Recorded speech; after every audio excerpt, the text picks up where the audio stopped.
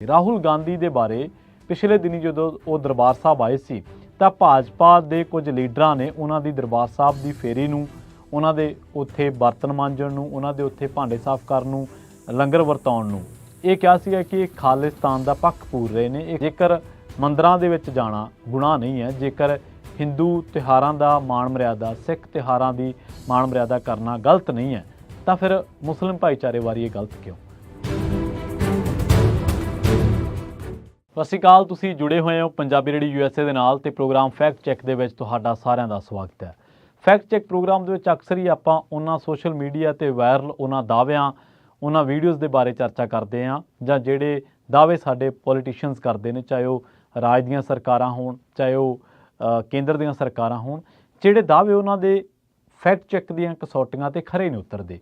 ਮਤਲਬ ਜਦੋਂ ਉਹਨਾਂ ਦੇ ਬਾਰੇ ਖੰਗਾਲੀ ਦਾ, ਜਦੋਂ ਉਹਨਾਂ ਦੇ ਬਾਰੇ ਪੜਚੋਲੀ ਦਾ, ਜਦੋਂ ਉਹਨਾਂ ਦੇ ਬਾਰੇ ਜਾਣਨ ਦੀ ਕੋਸ਼ਿਸ਼ ਕਰੀਦੀ ਹੈ ਤਾਂ ਉਦੋਂ ਉਹਨਾਂ ਦੇ ਬਾਰੇ ਕੁਝ ਹੋਰ ਤਥਾਤਮਕ ਚੀਜ਼ਾਂ ਪਤਾ ਲੱਗਦੀਆਂ ਨੇ ਜਿਹੜੀਆਂ ਕਿ ਦਾਅਵਿਆਂ ਦੇ ਬਿਲਕੁਲ ਐਨ ਉਲਟ ਖੜਦੀਆਂ ਨੇ।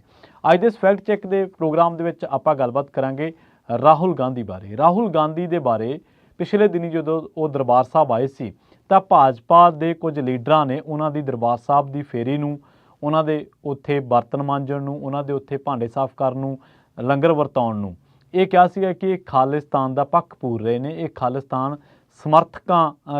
ਦੇ ਸਮਰਥਕ ਨੇ ਜਾਂ ਉਹਨਾਂ ਦਾ ਪੱਖ ਲੈ ਰਹੇ ਨੇ। ਭਾਜਪਾ ਆਗੂ ਨੇ ਟਿੱਪਣੀਆਂ ਤਾਂ ਕੀਤੀਆਂ ਕਿਉਂਕਿ ਉਦੋਂ ਭਾਰਤ ਕੈਨੇਡਾ ਵਾਲਾ ਜਿਹੜਾ ਦੌਰ ਹੈ ਤਣਾਅ ਦਾ, ਇਹ ਸਿਖਰਾਂ 'ਤੇ ਸੀਗਾ।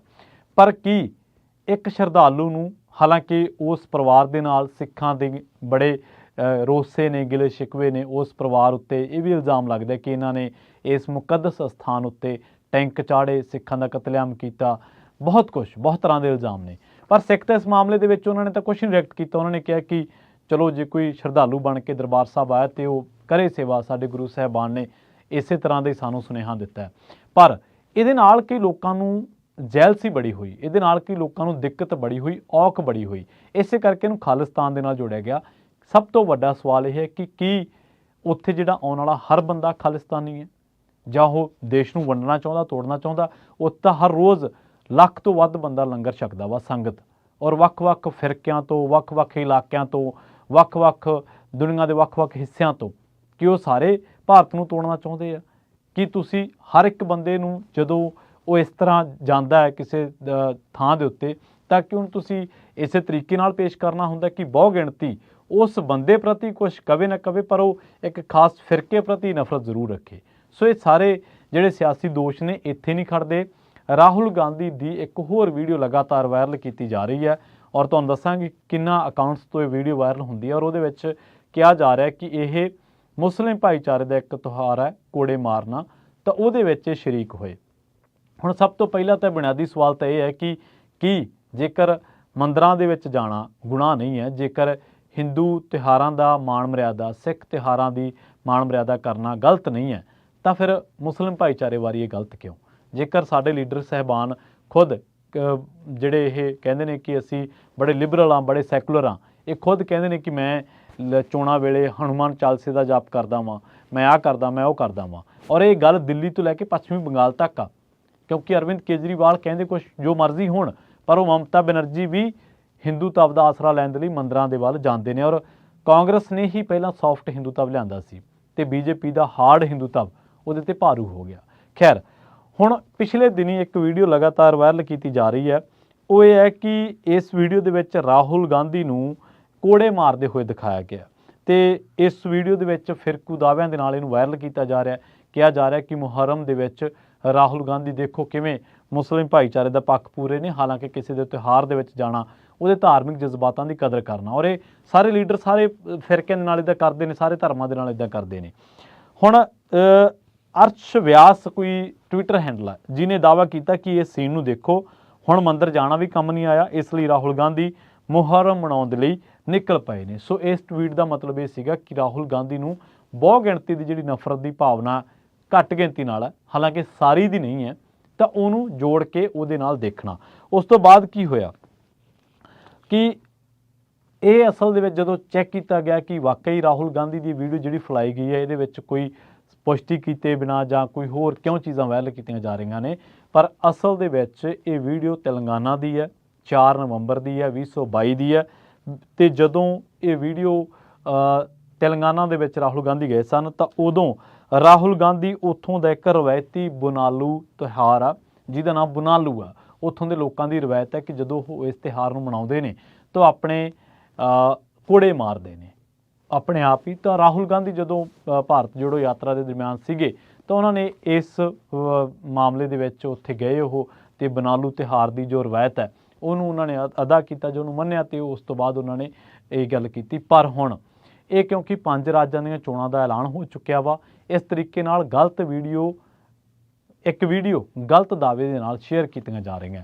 ਹੁਣ ਤੁਹਾਡੇ ਮਨ ਦੇ ਵਿੱਚ ਇੱਕ ਸਵਾਲ ਹੋਰ ਆਊਗਾ, ਤੁਸੀਂ ਕਹੋਗੇ ਕਿ ਇਹ ਕਿਉਂ ਆ? ਮਤਲਬ ਜੇ ਰਾਹੁਲ ਗਾਂਧੀ ਦੀ ਵੀਡੀਓ ਸ਼ੇਅਰ ਹੋਈ ਹੈ ਤੇ ਤੁਹਾਨੂੰ ਇਹਦੇ ਨਾਲ ਕੀ ਔਖ ਜਾਂ ਤੁਹਾਨੂੰ ਕੀ? ਪਰ ਅਸਲ ਦੇ ਵਿੱਚ ਗੱਲ ਕੱਲੀ ਇੱਥੇ ਨਹੀਂ ਖੜੀ, ਰਾਹੁਲ ਗਾਂਧੀ ਤੇ ਨਹੀਂ ਖੜੀ।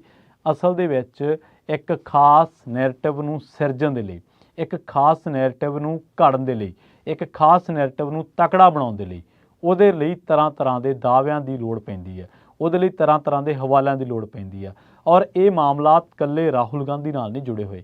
ਅਸੀਂ ਇਹਨਾਂ ਦੀ ਤਾਂ ਗੱਲ ਕਰ ਰਹੇ ਹਾਂ ਕਿਉਂਕਿ ਇਹਨਾਂ ਗਲਤ ਦਾਅਵਿਆਂ ਦੇ ਨਾਲ, ਇਹਨਾਂ ਗਲਤ ਵੀਡੀਓ ਸ਼ੇਅਰ ਹੈਡਰਾਂ ਦੇ ਨਾਲ, ਇਹਨਾਂ ਦੇ ਟਾਈਟਲਾਂ ਦੇ ਨਾਲ ਘੱਟ ਗਿਣਤੀ ਸਾਰੇ ਹੀ ਫਿਰਕਿਆਂ ਦੇ ਪ੍ਰਤੀ ਲੋਕਾਂ ਦੀ ਜਿਹੜੀ ਨਫ਼ਰਤ ਆ ਉਹ ਵਧਾਈ ਜਾ ਰਹੀ ਹੈ।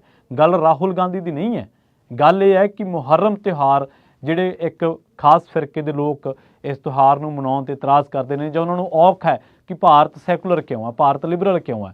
ਹਾਲਾਂਕਿ ਇਹ ਵੀ ਇੱਕ ਬਹੁਤ ਵੱਡੀ ਬਹਿਸ ਹੈ ਕਿ ਕੀ ਹੈ ਜਾਂ ਨਹੀਂ ਹੈ, ਪਰ ਉਹਨਾਂ ਨੂੰ ਬਲ ਮਿਲ ਜਾਂਦਾ ਵਾ, ਉਹਨਾਂ ਦੇ ਪੋਲੀਟੀਕਲ ਏਜੰਡੇ ਨੂੰ ਬਲ ਮਿਲ ਜਾਂਦਾ ਜਦੋਂ ਉਹ ਕਿਸੇ ਮਿਨੋਰਟੀ ਦੀ ਗੱਲ ਕਰਦੇ ਆ। ਇਸੇ ਕਰਕੇ ਇਸ ਵੀਡੀਓ ਨੂੰ ਸ਼ੇਅਰ ਕੀਤਾ ਗਿਆ, ਗਲਤ ਦਾਅਵੇ ਦੇ ਨਾਲ ਪੋਸਟ ਕੀਤਾ ਗਿਆ, ਵਾਇਰਲ ਕੀਤਾ ਗਿਆ ਕਿ ਇੱਕ ਫਿਰਕਾ ਜਿਹੜਾ ਬਹੁ ਗਿਣਤੀ ਦੇ ਵਿੱਚੋਂ ਹੈ, ਇੱਕ ਹਿੱਸਾ ਜਿਹੜਾ ਬਹੁ ਗਿਣਤੀ ਦੇ ਵਿੱਚੋਂ ਉਹ ਘੱਟ ਗਿਣਤੀਆਂ ਪ੍ਰਤੀ ਜਾਂ ਰਾਹੁਲ ਗਾਂਧੀ ਪ੍ਰਤੀ ਆਪਣੀ ਨਫ਼ਰਤ ਦੀ, ਈਰਖਾ ਦੀ ਭਾਵਨਾ ਨੂੰ ਕਿਤੇ ਸ਼ਾਂਤ ਨਾ ਹੋਣ ਦੇ ਦੇਵੇ ਤੇ ਬਾਅਦ ਦੇ ਵਿੱਚ ਚੋਣਾਂ ਨੇ ਤਾਂ ਇਹ ਚੀਜ਼ਾਂ ਚੋਣਾਂ ਦੇ ਵਿੱਚ ਲਾਹਾ ਦੇ ਜਾਣ। ਇਸੇ ਕਰਕੇ ਇੱਕ ਖਾਸ ਪੋਲੀਟੀਕਲ ਭਾਵਨਾ ਦੇ ਤਹਿਤ ਇਹ ਜਿਹੜੀਆਂ ਚੀਜ਼ਾਂ ਨੇ ਵਾਇਰਲ ਕੀਤੀਆਂ ਹੋ ਸਕਦੀਆਂ ਨੇ। ਪਰ ਮੈਂ ਇੱਥੇ ਵੀ ਸਾਫ਼ ਕਰ ਦਿਆਂ ਕਿ ਟਵਿੱਟਰ ਦੇ ਉੱਤੇ ਬਹੁਤ ਸਾਰੇ ਲੋਕ ਆਪਣੇ ਨਿੱਜੀ ਖਿਆਲਾਤ ਨੂੰ ਵੀ, ਕਈ ਵਾਰੀ ਉਹ ਪੋਲੀਟੀਕਲੀ ਇੰਨੇ ਇੰਸਪਾਇਰ ਤਾਂ ਨਹੀਂ ਹੁੰਦੇ ਦੂਜੀਆਂ ਪਾਰਟੀਆਂ ਤੋਂ, ਪਰ ਕਿਉਂਕਿ ਉਹਨਾਂ ਦੇ ਨਿੱਜੀ ਖਿਆਲ ਹੁੰਦੇ ਨੇ ਕਿ ਜੇ ਆਹ ਲੀਡਰ ਨੇ ਆਹ ਕੰਮ ਕੀਤਾ, ਆਹ ਭਾਈਚਾਰੇ ਨਾਲ ਇਹ ਗਿਆ ਜਾਂ ਉੱਥੇ ਖੜਾ ਤਾਂ ਇਹ ਇੱਦਾਂ ਹੋ ਗਿਆ, ਐਂਟੀ ਨੈਸ਼ਨਲ ਹੋ ਗਿਆ ਜਾਂ ਇਹ ਹੋ ਗਿਆ। ਤਾਂ ਕਿਉਂਕਿ ਸਾਡਾ ਸਾਰਿਆਂ ਦਾ ਫਰਜ਼ ਬਣਦਾ ਹੈ ਕਿ ਇਸ ਨਫ਼ਰਤ ਨੂੰ ਆਪਾਂ ਠੱਲ੍ਹੀਏ ਜੋ ਘੱਟ ਗਿਣਤੀਆਂ ਪ੍ਰਤੀ ਹੈ, ਜੋ ਮਿਨੋਰਟੀਜ਼ ਦੇ ਪ੍ਰਤੀ ਹੈ।